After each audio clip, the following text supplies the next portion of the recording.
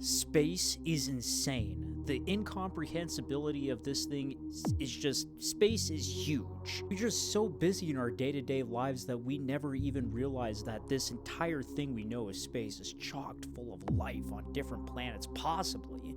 How couldn't it be? But what if there was some kind of force out there that wanted to harness all of that life for evil? That's where these guys come in.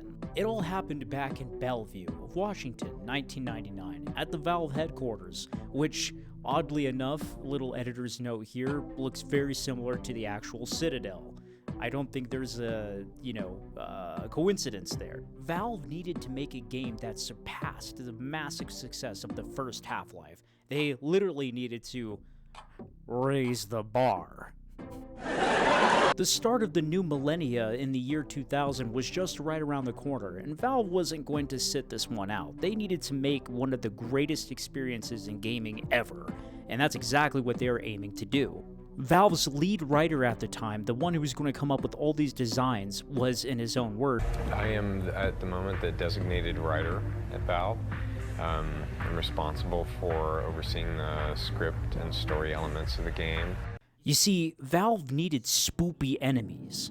You know, real nasty fellas. You wouldn't feel bad about shooting them. Marc Laidlaw was a perfect fit for this role, with such works as novels he had written before that kind of dealt with the same fantastical science fiction things that we encounter in the entire Half-Life canon. Really, really fascinating stuff.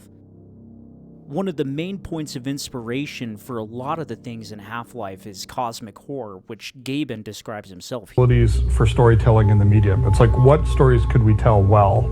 I personally got a lot of inspiration from Stephen King. One of the things he really does is he sort of grasps, Freud's notion of horror, which is the familiar made strange.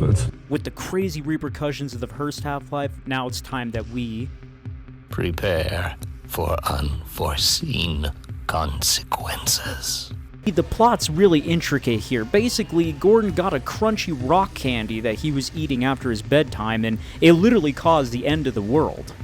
When the crunchy crystal was bit into, it literally caused a rip in all of causality in space-time, and that was starting to appear on Earth, and it was really bad. A lot of people in the Black Mesa, New Mexico area started noticing some strange stuff going on in the surrounding area around the research facility. They were seeing things that they haven't seen in a minute, and the entire world was starting to really feel and see crazy things. It scared everybody.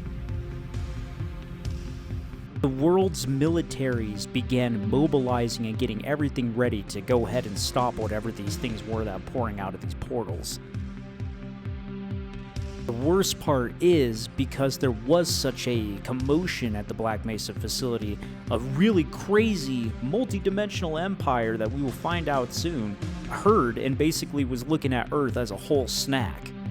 After fighting off Thanksgiving after Thanksgiving and the other terrible things that came through the portal, there were some other really strange beings that were popping through there, like the freaking back of a card that summons things. The world was already in shock before, but these new creatures that were coming out were different from the almost wild animals that came before. They were very militaristic and freaky.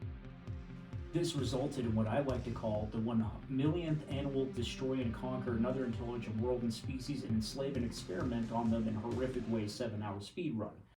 As you can imagine, the entire world soon found out that we were actually being invaded by all sorts of really crazy looking creatures. They looked like crabs. They were bulletproof, a lot of them. It wasn't good. We threw everything we had at them. All the technology and weapons didn't do nothing, unfortunately. Wherever these things came from just were a force of absolute destruction. Even some of our most powerful weapons were hopeless to stop them. In a world already crumbled by the previous invasion, it was not looking good. Your eyes do not deceive you as well. There is an Artstation that I own under my account. If you would like to visit it, that would be super awesome. Any support or likes would be greatly appreciated. Anyway, we tried our hardest to basically give them a welcome to Earth gift basket, but that just wasn't going well. The entire world was in disarray, and there was basically nothing left after the Combine got done with doing their invasion. We were just all left astounded as to how we could have lost. Turns out these guys are from different dimensions, and they own a lot of armies and a lot of dangerous things. We, as humanity, despite our technology, were facing creatures and entities that were millions of years beyond our comprehension. And the horrifying things was that these were not mindless drones. They were very intelligent, every unit. After trying to figure out where these guys came from, we actually came across the idea that they are a entity, military empire that has conquered multiple universes. That's a lot of space. That's a lot of free space. They just went and conquered all of it and adapted their beings into their army. And very unfortunately for us, just because of everything that happened at Black Mesa, the alarm bell went off over in their headquarters and said, hey, look, a new planet to eat, basically. And that's how these tortured souls of very scared humans were made. We don't know what it's like on the Combine's main homeworld, but from what we could see in the game, it's a very strange looking place. This is where what we know and love comes in. After the Combine have taken over Earth, they basically set up these encampments for all the remaining humans to be farmed and monitored. All I know is that not even Captain Planet was going to be able to help us against these guys. They drained our water, took them to other planets, basically made our entire home look like a worn out mat. The grubby alien masterminds behind this invasion approves of that too, which is just absolutely... Ooh. Now, because the Combine is a multi-universal empire, that really means that they can invade other universes that we know about. As some in particular, I think they can easily take out as a StarCraft universe, easily take out the Apex universe, easily take out the Fallout universe. I think the two universes they can't take out are the Halo universe and the Star Wars universe. This results in something called the Fermi paradox, or aka, there's no alien life anywhere else because we killed them all, which is absolutely depressing. And there's a very good chance that the Great Filter which killed all the aliens is the Combine. Really, really scary.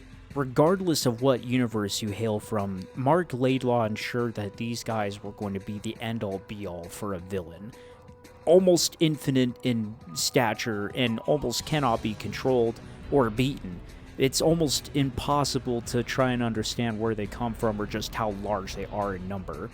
It was really, really a scary enemy. I think one of the scariest enemies in all of the fiction, honestly.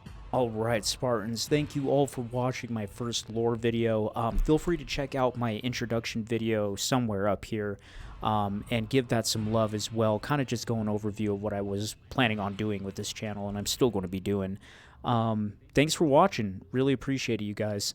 Stay awesome, stay on the bright side, and I'll see you next time.